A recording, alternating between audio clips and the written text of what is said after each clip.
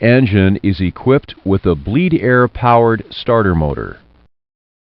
Bleed air can be provided from a ground air cart, the other operating engine, or the APU. Normally, starter air for the engines is provided by the APU.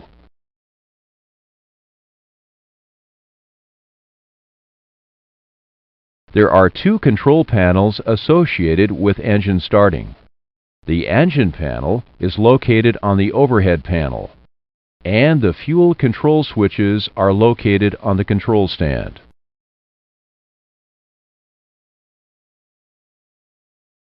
For pre-flight and normal flight operations, the start selectors are in the norm position. The engines can be started manually or can be started automatically by using the auto start system. The auto start switch should be in the on position for normal operations. Prior to engine start, the fuel control switches should be in cutoff. Each engine has two igniters.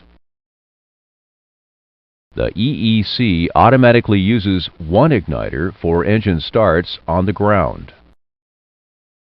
Both igniters are used for in-flight starts. Let's examine a normal start sequence. Auto start is used for normal engine starting. Turn on the auto start system.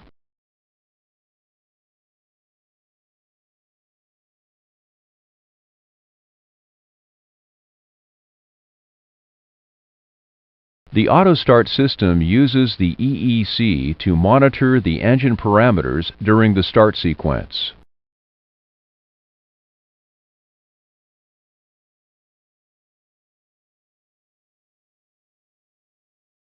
Auto start controls the fuel and ignition during start and automatically aborts the start if something goes wrong. Select Start on the left Start selector.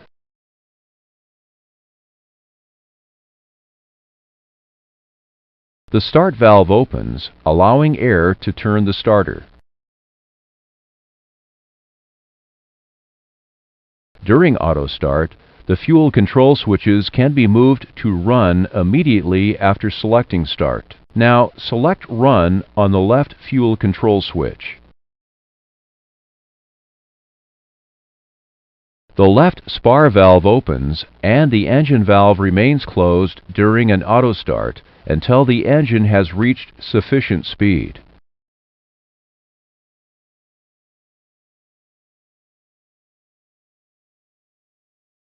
At the appropriate engine speed, the EEC opens the engine fuel valve and energizes an igniter. The EEC automatically selects the appropriate igniter by alternating igniters for each start. The starter remains engaged until starter cutout speed is reached. The start valve closes.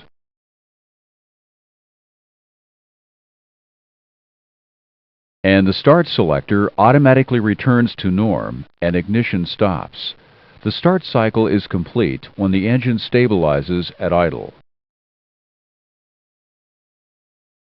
Let's go back and look at the engine indications as we start the left engine again. Display the secondary engine indications.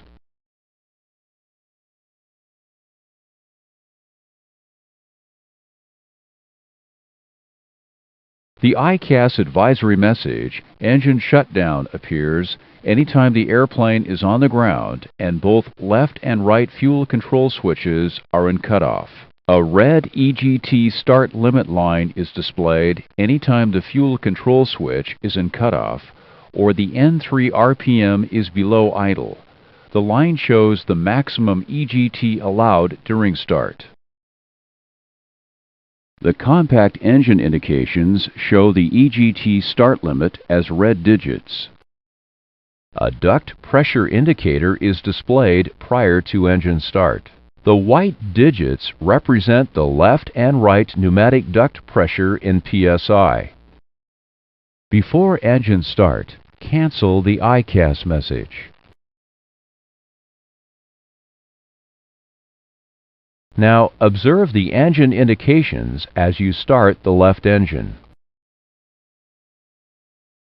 Select Run.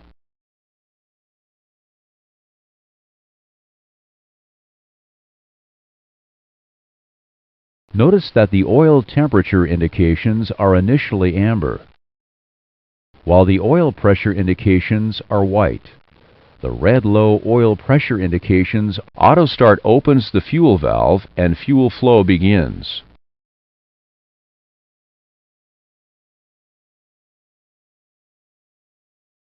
When the start valve closes, the start selector returns to norm. When the engine stabilizes at idle, the EGT start limit line disappears. This completes the auto start sequence. During engine start, the auto start system monitors these indications and other parameters. Auto start takes corrective action if the engine parameters are not within their starting limits. Auto start does not monitor oil temperature or oil pressure. The fuel control switch should be moved to cutoff if oil pressure has not increased after initial EGT rise. Let's take a closer look at what auto start does when it discovers abnormal start parameters. If certain abnormal pressures or temperatures are detected, the EEC cycles the engine fuel valve.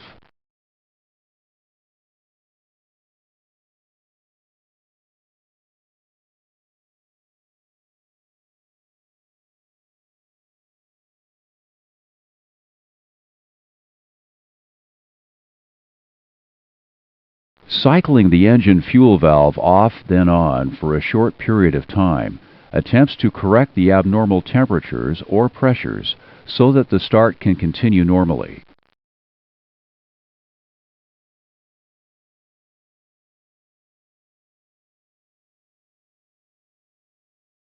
For some conditions, such as hot starts or hung starts, auto start automatically initiates a second start attempt.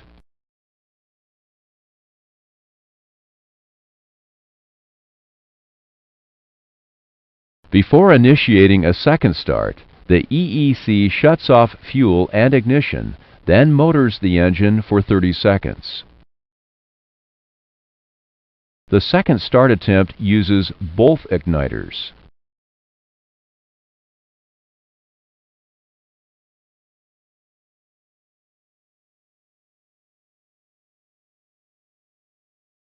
If the second attempt fails, auto start aborts the start.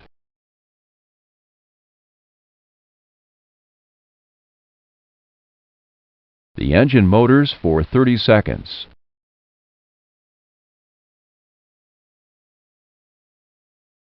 The start valve closes, and the start selector then trips to the norm position.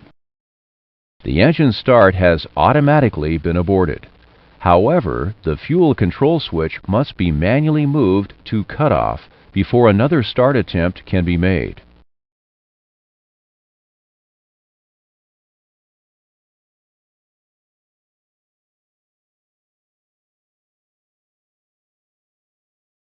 Next, we'll look at a manual start.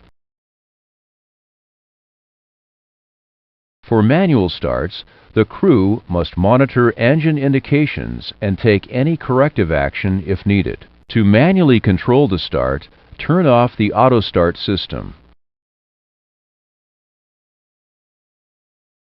This ICAS advisory message reminds you that auto start is disabled. Cancel the ICAS message. Start the right engine.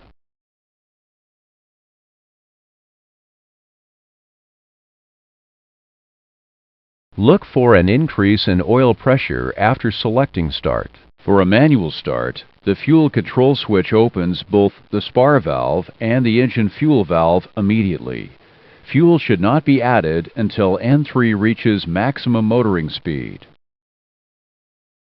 Maximum motoring speed is the maximum speed that the starter can turn N3. Now that N3 has reached maximum motoring speed, move the fuel control switch to run. Fuel is provided immediately and one of the igniters energizes. Continue to monitor the engine indications until the engine stabilizes at idle.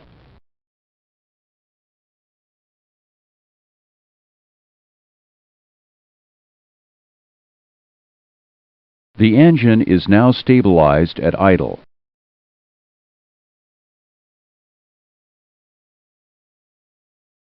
In-flight starts can be done manually or automatically. The in-flight start envelope automatically displays on ICAS whenever a fuel control switch is in cutoff or the engine N3 RPM is below idle. The airspeed range that ensures a successful in-flight start is displayed next to the airplane's current flight level. The maximum altitude for in-flight starts is flight level 300. If the current flight level is greater than this, then the maximum start altitude is displayed. If a windmill start can be used, the start sequence is initiated by moving the fuel control switch from cutoff to run.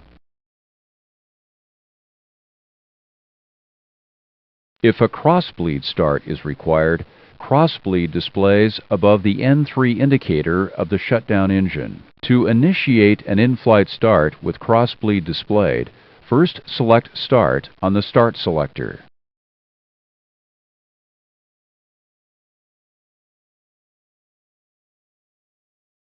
Then, with Auto Start engaged, the fuel control switch can immediately be moved to run.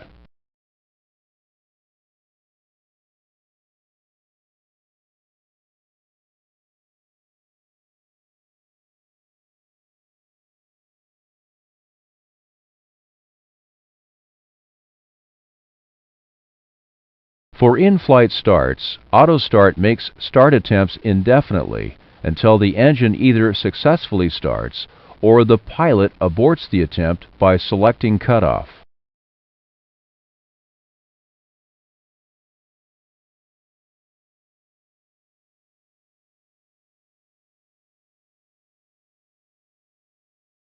Now, let's take a look at the ignition system. During normal operations, the igniters remain off once the engines are running. An auto relight function provides protection against engine flameout and rain or ice ingestion. The respective engine's igniters are activated whenever the engine is at or below idle with the fuel control switch in run. If the engine does not recover but continues to run down below 35% N3, the EEC shuts off fuel and ignition and disables the auto relight function.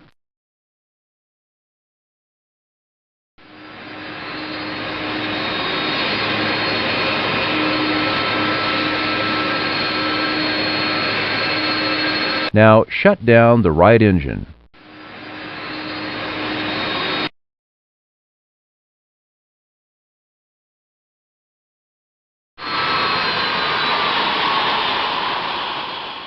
The spar and engine fuel valves close, and any ignition that was on ceases. Observe the ICAS display as you shut down the left engine.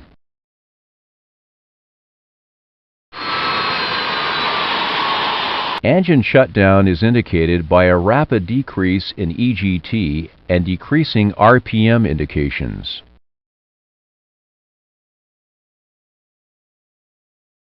Now, let's cover some non-normal situations during engine start.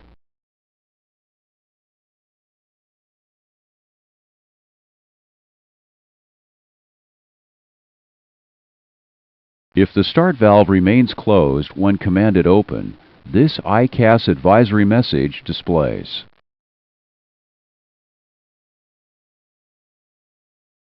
Now, observe the end of the start cycle as the engine approaches idle speed.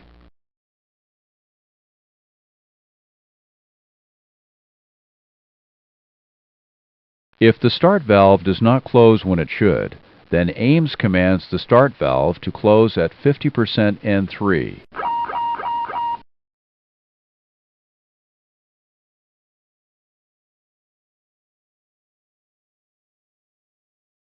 Start selector remains in start.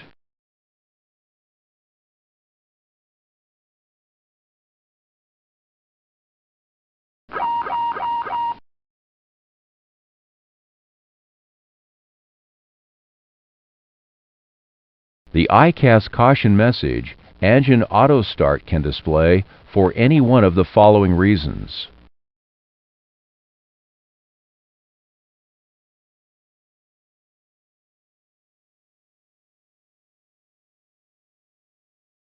An auto start is in progress and EGT exceeds the start limit while on the ground or the red line limit when in flight.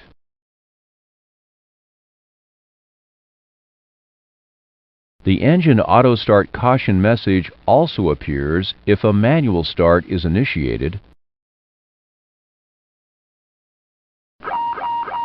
and the fuel control switch is selected to run without waiting for max motoring.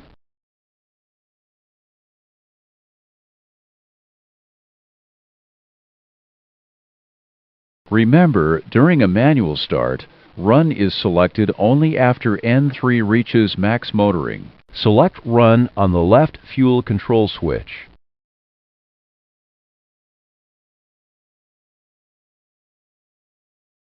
With Auto Start off, the crew must monitor engine indications and perform corrective actions for any non-normal situations. If an engine start must be aborted, move the associated fuel control switch to cutoff.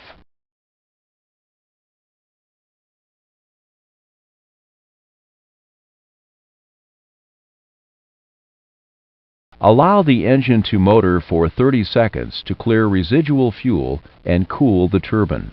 Then close the start valve by moving the start selector to norm.